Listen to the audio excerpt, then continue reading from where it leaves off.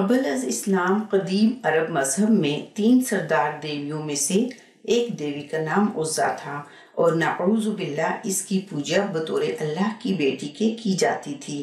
دیوی عزا کے نام کا ماخذ عزت ہے اور عکاظ کے قریب وادی نخلہ میں ایک بستی تھی جہاں عزا کا مندر تھا۔ بعض تاریخ دانوں کے نزدیک یہ بنی شیبان کی دیویوں میں سے ایک تھی جو بنی ہاشم کے حلیف تھے اور قریش اور دوسرے قبائل اس کی زیارت کے لیے آیا کرتے، قربانی کے جانور یہاں لا کر ذبح کرتے اور نذرانے چڑھاتے۔ تمام دوسرے بتوں سے زیادہ عزا کی عزت اور تکریم کی جاتی تھی۔ اگرچہ عربوں کی اس دیوی کا مندر وادی نخلہ میں تھا لیکن انہی ناموں کے بت کعبہ میں بھی رکھے گئے تھے اور دوسرے بتوں کے ساتھ اس کی وہاں بھی پوجا کی جاتی تھی۔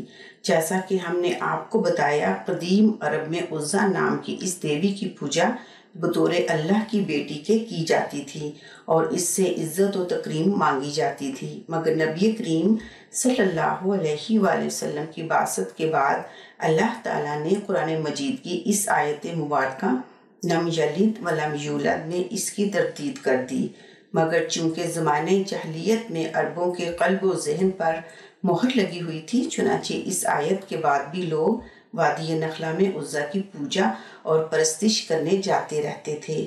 وادی نخلہ دراصل مکہ اور طائف کے درمیانی راستے میں واقع ایک وادی ہے۔ یہ وادی نخلہ وہی ہے جہاں رسول اکرم صلی اللہ علیہ وآلہ وسلم کی ملاقات جنات کی ایک جماعت سے ہوئی تھی اور جنات نے رسول اکرم صلی اللہ علیہ وآلہ وسلم کی دعوت پر اسلام قبول کیا تھا۔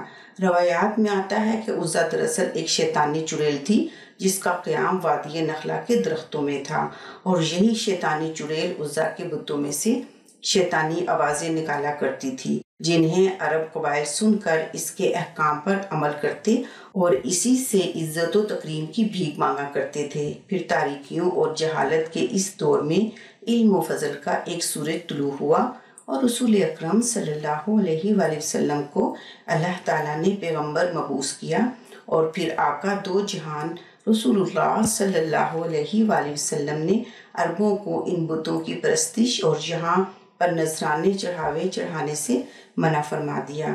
عرب قبائل خصوصاً قریش کو یہ بات سخت ناگوار گزری اور انہوں نے قدم قدم پر آپ صلی اللہ علیہ وآلہ وسلم کی مخالفت بھی کی۔ فتح مکہ کے موقع پر آپ صلی اللہ علیہ وآلہ وسلم نے خانہ کعبہ کو بتوں سے پاک کیا، وہاں پر موجود تمام بتوں کو توڑ ڈالا، مگر وادی نخلہ میں قریش کا سب سے لائق تعظیم بت عزا اب بھی وہاں پر موجود تھا اور قدیم عرب قبائل وہاں پر اس کی عبادت اسی زور و شور سے جاری رکھے ہوئے تھے۔ چنانچہ شرک کے اس مقام کو تباہ اور برباد کرنے کے لیے اور عزا کے بت کو توڑنے کے لیے رسول اکرم صلی اللہ علیہ وآلہ وسلم نے خالد بن ولید کو منتخب کیا۔ حضرت خالد رضی اللہ تعالی عنہ نے اپنے ساتھ 30 سوار لیے اور اس مہم پر روانہ ہو گئے۔ دوسرے مندروں کے بت توڑنے کے لیے مختلف جیش روانہ کیے گئے۔ عزا کا بت اکیلا نہیں تھا، چونکہ یہ دیوی تھی اس لیے اس کے ساتھ چھوٹی دیویوں کے بت بھی تھے۔ خالد وہاں پہنچے تو مندر کا پروہت ان کے سامنے آ گیا۔ اس نے التجا کی کہ ان کے بت نہ توڑے جائیں، مجھے عزا کا بت دکھاؤ۔ خالد نے نیام سے تلوار نکال کر پروہت سے پوچھا۔ پروہت موت کے خوف سے مندر کے ایک بغلی دروازے میں داخل ہو گیا۔ خالد اس کے پیچھے گئے، ایک کمرے سے گزر کر اگلے کمرے میں گئے تو وہاں ایک دیوی کا بڑا ہی خوبصورت بت چبوترے پر رکھا تھا۔ پروہت نے بت کی طرف اشارہ کیا اور بت کے آگے فرش پر لیٹ گیا۔ مندر کی داسیاں بھی آ گئیں۔ خالد نے تلوار سے اس حسین دیوی کا بت توڑ ڈالا اور اپنے سواروں سے کہا بت کے ٹکڑے باہر بکھیر دیں۔ پروہت دھاڑے مار مار کر رو رہا تھا اور داسیاں بین کر رہی تھیں۔ خالد نے دیویوں کے بت بھی توڑ ڈالے اور گرج کر پروہت سے کہا، کیا اب بھی تم اسے دیوی مانتے ہو جو اپنے آپ کو انسان سے نہیں بچا سکی؟ پروہت دھاڑے مارتا رہا۔ خالد فاتحانہ انداز سے اپنے گھوڑے پر سوار ہوئے اور اپنے سواروں کو واپسی کا حکم دیا۔ جب خالد اپنے 30 سواروں کے ساتھ مندر سے دور چلے گئے تو پروہت نے جو دھاڑے مار رہا تھا بڑی زور سے کہکہا لگایا۔ پجارنے جو بین کر رہی تھیں وہ بھی ہنسنے لگیں۔ عزا کی توہین کوئی نہیں کر سکتا، پروہت نے کہا۔ خالد جو خود عزا کا پجاری ہوا کرتا تھا بہت خوش ہو کے گیا ہے کہ اس نے عزا کا بت توڑ ڈالا ہے، عزا زندہ ہے، زندہ رہے گی۔ یا رسول اللہ صلی اللہ علیہ وآلہ وسلم، خالد نے حضور اکرم صلی اللہ علیہ وآلہ وسلم کو اطلاع دی، میں عزا کا بت توڑ آیا ہوں۔ کہاں تھا یہ بت؟ رسول اکرم صلی اللہ علیہ وآلہ وسلم نے پوچھا۔ خالد نے وہ مندر اور اس کا وہ کمرہ بتایا جہاں انہوں نے وہ بت دیکھا اور توڑا تھا۔ تم نے عزا کا بت نہیں توڑا؟ رسول اکرم صلی اللہ علیہ وآلہ وسلم نے کہا، واپس جاؤ اور اصلی بت توڑ کر آؤ۔ مورخ لکھتے ہیں کہ عزا کے دو بت تھے، ایک اصلی جس کی پوجا ہوتی تھی، دوسرا نقلی تھا۔ یہ غالباً مسلمانوں کو دھوکہ دینے کے لیے بنایا گیا تھا۔ خالد کا خون کھولنے لگا۔ انہوں نے اپنے سواروں کو ساتھ لیا اور نخلا کو روانہ ہو گئے۔ مندر کے پروہت نے دور سے گھڑ سواروں کو آتے دیکھا تو اس نے مندر کے محافظوں کو بلایا، وہ پھر آ رہے ہیں۔ پروہت نے کہا، انہیں کسی نے بتا دیا ہوگا کہ اصلی بت ابھی مندر میں موجود ہے، کیا تم عزا کی عزت کی حفاظت کرو گے؟ اگر کرو گے تو عزا کی دیوی تمہیں مالا مال کر دے گی۔ کچھ سوچ کر بات کر مقدس پیشوا، ایک محافظ نے کہا، کیا ہم 2-3 آدمی اتنے زیادہ گھڑ سواروں کا مقابلہ کر سکتے ہیں؟ اگر عزا دیوی ہے تو یہ اپنے آپ کو ضرور بچا لے گی۔ ایک اور محافظ نے کہا، اس کے لہجے میں طنز تھا، کہنے لگا، دیوی دیوتا انسانوں کی حفاظت کرتے ہیں، انسان دیوتاؤں کی حفاظت نہیں کیا کرتے۔ پھر عزا اپنی حفاظت خود کرے گی، پروہت نے کہا۔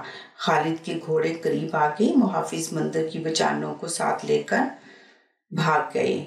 پروہت کو یقین تھا کہ اس کی دیوی اپنے آپ کو مسلمانوں سے بچا لے گی۔ اس نے ایک تلوار اٹھائی اور عزا کے گلے میں لٹکا دیا۔ پھر پروہت مندر کے پچھلے دروازے سے نکلا اور بھاگ گیا۔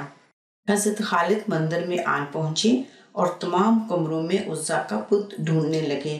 انہیں ایک بڑا ہی خوشنما کمرہ نظر آیا۔ اس کے دروازے میں کھڑے ہو کر دیکھا، عزا کا بت سامنے چبوترے پر رکھا تھا، اس کے گلے میں تلوار لٹک رہی تھی۔ یہ بت ویسا ہی تھا جیسے حضرت خالد پہلے توڑ گئے تھے۔ اس بت کے قدموں میں لوبان جل رہا تھا۔ کمروں کی سجاوٹ اور خوشبو سے پتہ چلتا تھا کہ یہ عبادت کا کمرہ ہے۔ خالد نے دہلیز سے آگے قدم رکھا تو ایک سانولے رنگ کی ایک جوان عورت جو بالکل برہنہ تھی خالد کے سامنے آ گئی۔ وہ رو رہی تھی اور فریادیں کر رہی تھی کہ بت کو نہ توڑا جائے۔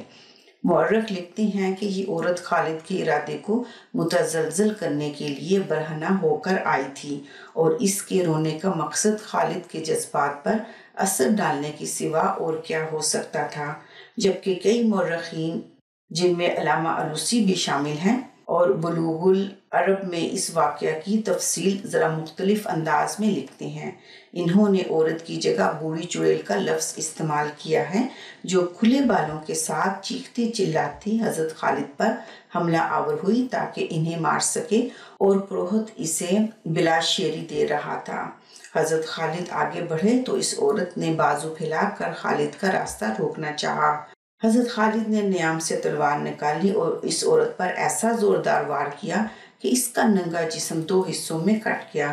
حضرت خالد غصے سے بپھرے ہوئے بت تک گئے اور اس کے کئی ٹکڑے کر دیے۔ طاقت اور خوشحالی کی دیوی اپنے آپ کو ایک انسان سے نہ بچا سکی۔ خالد مندر سے نکل کر گھوڑے پر سوار ہوئے اور ایڑ لگائی۔ ان کے سوار ان کے پیچھے جا رہے تھے۔ مکہ پہنچ کر خالد رسول اکرم صلی اللہ علیہ وآلہ وسلم کے حضور پہنچے۔ یا رسول اللہ صلی اللہ علیہ وآلہ وسلم، خالد نے کہا، میں عزا کا بت توڑ آیا ہوں۔ ہاں خالد، رسول اکرم صلی اللہ علیہ وآلہ وسلم نے کہا، اب تم نے عزا کا اصلی بت توڑا ہے، اب اس خطے میں بت پرستی نہیں ہوگی۔